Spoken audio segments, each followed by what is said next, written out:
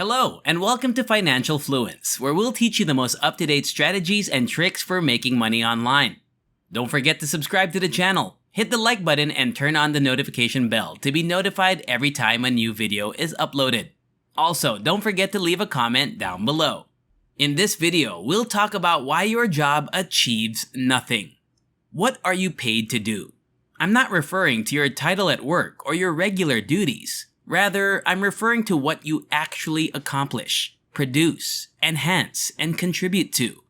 This question might be simple for some viewers, but it might be more difficult for those of you who work as middle managers in charge of the human resources department of an insurance underwriting firm.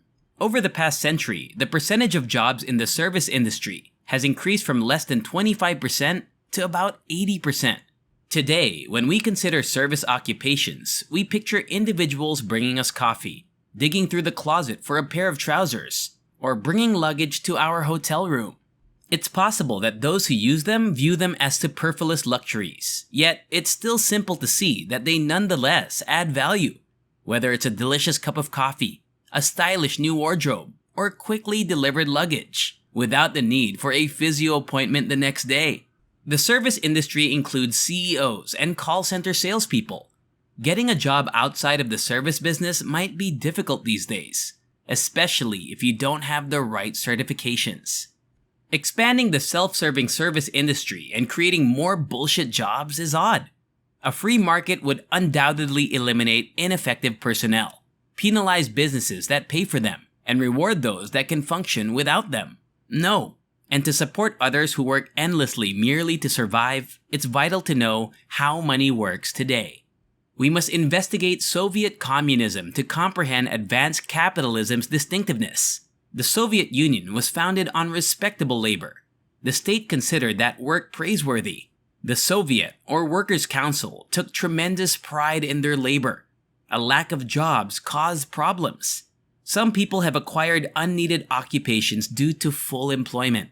Since it was noble to supervise so many compatriots, plant managers hired as many personnel as possible. They were worried they wouldn't find enough workers in the future if they didn't hire today. Some workers were assigned worker hoarding activities like counting nuts and bolts. The modern West and 1950s Russia are radically different, but there are some unnerving similarities. After anthropologist David Graeber published Bullshit Employment, which described 5 growing occupational types, the idea of redundant jobs took off. He referred to the first group as flunkies, which includes people who work as doormen, receptionists, chauffeurs, and assistants. If they are even needed at all, these people could all be easily replaced by some sort of technology, because all they do is make other people feel better about themselves. Then there are the duct tapers, who work to temporarily solve issues that could easily be resolved permanently. Consider an inventory manager who, by chance, has the authority to adjust stock levels in a warehouse, where such an action may be automated or at the very least distributed among floor workers. In his book, Graeber describes a duct taper whose sole responsibility was to correct the errors of an ostensibly smart statistician. The duct taper had to battle the bureaucracy to get his faults repaired before they could do any harm because this stellar employee was basically useless. The duct tapers themselves were undoubtedly generating some value, but they might have been able to produce value much more effectively if a pointless barrier had been eliminated. This example demonstrates that the problem is not always solved by firing the person doing the bullshit job. The box tickers, the next bull category on the list of bullshit jobs, cannot be claimed to be the same. They are the army of mindless drones that work for large corporations around the world because they give such corporations a credible appearance to other larger corporations. Consider the individuals who publish the internal company newspaper that feature articles on important executives. Or, the point is that nobody actually reads them. I mean, a company may appear to be a small fry, not worth doing business with or working for, if it didn't have an internal newspaper, a party planning committee, or a culture coordinator. It's time to confront the true devils of the world of bullshit jobs now. The Goonies. A class of jobs known affectionately as goons genuinely have a detrimental effect on society. but are nevertheless required merely because they exist. Corporate lawyers working in-house are a prime illustration of this.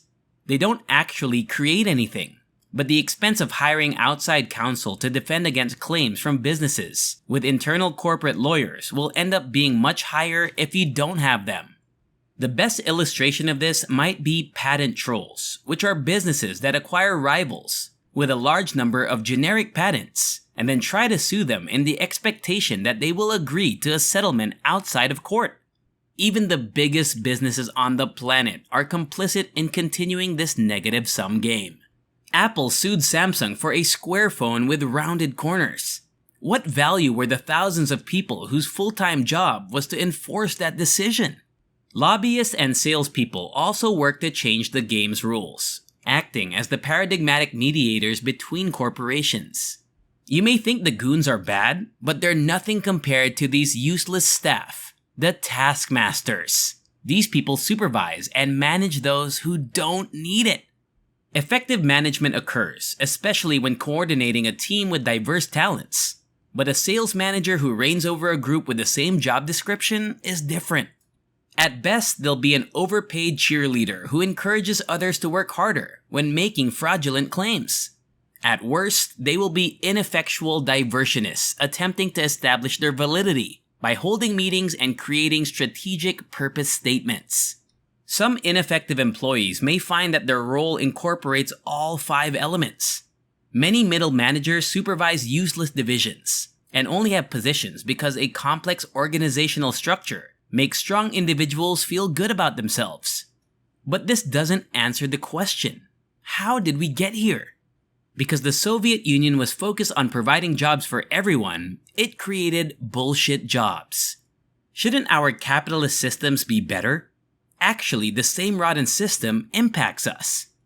Businesses might gain from minimizing these duties, but sometimes these incentives don't align with decision makers.